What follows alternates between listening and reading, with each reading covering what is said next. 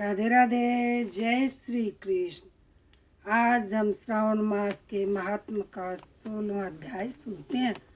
शिव जी ने कहा, हे संत कुमार, अब शीतला सप्तमी व्रत कहूँगा। श्रावण महीने की शुक्ल पक्ष की सप्तमी के रोज व्रत करे। पहले दीवाल में बावली लिखकर उसमें अशरीरी संज्ञा दिव्य स्वरूपधारी गिनती के साथ जल देवता लिखें।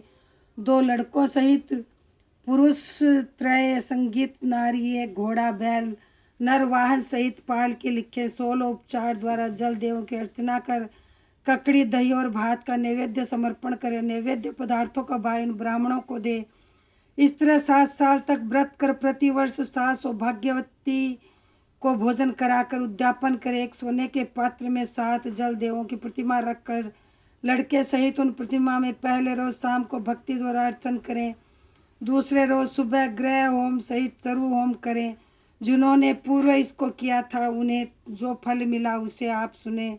सौराष्ट्र देश में शोभन नाम वाला एक नगर था। उसमें एक धनी सब धर्मों को मानने वाले निवास करता था। उसने निर्जल तथा विजन वन में वापी खुदवाई। उसमें उतरने के लिए तथा बहुत धन खर्च कर पशुओं के निमित्त जल पानार्थ दृढ़ पत्थरों की रमणीक सीढ़ी का निर्माण कराया, जो बहुत टिकाऊ और मजबूत बंधी थी, जिसके चारों ओर थके हुए पथिकों के लिए वृक्षों से संयुक्त बगीचे का निर्माण कराया। उस बावली का पानी सूख जाने से बिंदु मात्र जल भी न मिला। उसी समय दुखी और धनी ने कहा, मेरा परिश्रम व्यर्थ हुआ था, धन भी व्यर्थ में खर्च हो गया। जो यह धनी चिंता कर रात को उस बावली के पास सो गया। उसी समय स्वप्न में धनत को जल देवों ने आकर कहा, हे धनत, जल निकालने का उपाय सुनो। यदि सादर अपने पुत्र तथा हम लोगों के लिए बलि दो तो यही बावली उसी क्षण जल से भर जाएगी।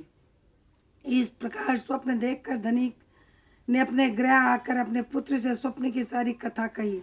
द्रविण नाम वाला जो धनत का पुत्र था वह भी धर्म तत्पर था। उसने पिता से कहा, पिताजी, मेरे तथा मेरे पुत्र के भी आप जन्मदाता हैं। उसमें भी यह धर्म का काम है। इसमें आपको क्या विचार करना, क्योंकि धर्म स्थानीय तथा पुत्र आदि सब नाशवान है। अल्प मूल्य से बड़ी चीज का मिलना कठिन कहाँ है। मेरे शीतांशु तथा चंडांशु नाम के 2 लड़कियां, उनमें बिना विचारे बड़े शीतांशु नाम वाले लड़के की बलि दे दें। पर यह पिताजी, यह बात स्त्रियों से गुप्त रखें। गुप्त का प्रकार यह है कि मेरी पत्नी गर्भवती है, प्रसव का समय निकट है, वह अपने बाप के घर में जाने वाली है। उसके पास मेरे कनिष्ठ बालक भी जाएगा। उसी समय यह तात यह काम निर्विघ्न होगा। धनत ने पुत्र का यूं संवाद सुनकर प्रसन्न हो कहा, हे पुत्र, धन्य हो तुम, मेरे लड़के हो, अतः मैं भी धन्य हूँ, अपने को पुत्र वाला मानता हूँ। इसी बीच पिता के गृह में सुशील पत्नी का बुलावा आ गया। वह पिता घर दधेतु गई। उस समय द्रविड़ ने अपनी पत्नी से कहा कि यह बड़ा पुत्र मेरे पास रहेगा तथा छोटा लड़का तेरे साथ जाएगा। सुशीला ने अपने ससुर के कहने मात्र से वैसा ही तुरंत किया। उसके जाने के बाद पिता और पुत्र दोनों ने शीतांशु लड़के की देह में तेल लगाकर नहलाया तथा रमणीक कपड़े भूषणों से उसे भूषित किया। वरुण नक्षत्र पूर्वाषाढ़ के आ जाने पर प्रसन्नता से उस बावली के किनारे पर उस लड़के को खड़ा कर दोनों ने कहा, इस लड़के की बलि से जल देवता प्रसन्न। उसी क्षण उस पुत्र की बलि से सुधातुल्य जल से बावली पूर्ण हो गई। दोनों बावली को जल से भरी देख प्रसन्न हो पुत्र को नाश से दुखित हो अपने घर लौट आए। अपने पिता के घर सुशीला तीसरा लड़का पैदा कर 3 मास बीत जाने पर अपने ससुराल चली। उसी बावली के पास आई तो उसे जल से परिपूर्ण देखकर विस्मित को प्राप्त होकर उसमें स्नान करके बोली, मेरे ससुर का उद्योग तथा धन खर्च यथोचित हुआ। उसी क्षण श्रावण महीने के शुक्ल पक्ष की सप्तमी तिथि थी। सुशीला ने शीतला का शुभ व्रत कर वहीं पर ही दही तथा चावल मंगवा कर रमणीक पाक बनवाए। जल देवता का अर्चन कर दही चावल और ककड़ी का नैवेद्य देकर वायन ब्राह्मण को दिया। अपने साथ वाले के सहित आपने भी उसी दही चावल और ककड़ी का भोजन किया। वहाँ से सुशीला का गांव 4 कोस पर था। जब वहाँ से रमणीक पालकी पर सुशीला सवार होकर घर की ओर दोनों लड़कों के सहित चली तो आपस में वे जलदेव कहने लगे, इसका लड़का दे देना चाहिए, क्योंकि बड़ी सुबुद्धि से इसने हम लोगों का व्रत किया है। इसके व्रत के प्रभाव से नवीन पुत्र दे दे। यदि पुत्र का उत्पन्न उत्पन्न लड़का नहीं दिया तो हमें प्रसन्नता का क्या फल होगा। इस प्रकार दयावान जल देवों ने आपस में बातचीत कर उसे जल से बाहर निकाल कर विदा कर दिया। माँ को देखकर लड़का माँ के पीछे भागता हुआ हे माता जी ऐसा कहकर पुकारा। तब लड़के की वाणी सुन माँ ने मुड़कर देखा। सुशीला अपने लड़के को देखकर चकित तो उसको गोद में बैठाकर सूंघने लगी, पर उसने कुछ नहीं पूछा। सोचा कि यदि इससे पूछूंगी तो ये डर जाएगा।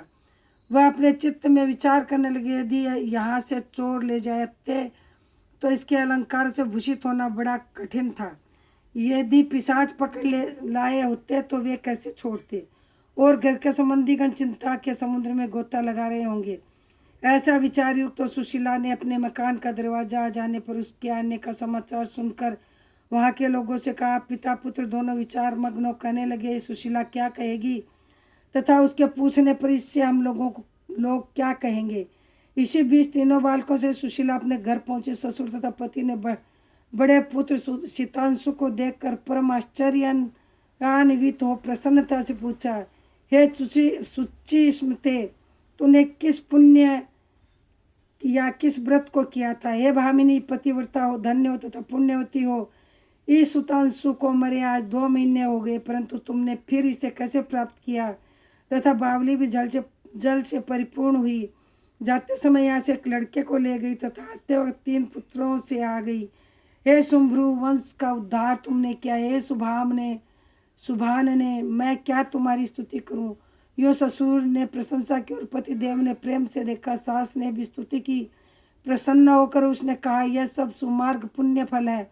वे इस संसार में मनोभीलषित हो भोग उपभोग कर परमानंदित हुए। ये वत्स आपसे यह शीतला सप्तमही व्रत कहा। इसमें दही चावल ठंडा शीतल ककड़ी फल बावली जल तथा शीतल देवता कहे गए हैं। इसे करने वाले तापत्र्य से मुक्त होते हैं। इस कारण श्रावण महीने की शुक्ल पक्ष की सप्तमी का नाम यथार्थ शीतला सप्तमी हुआ।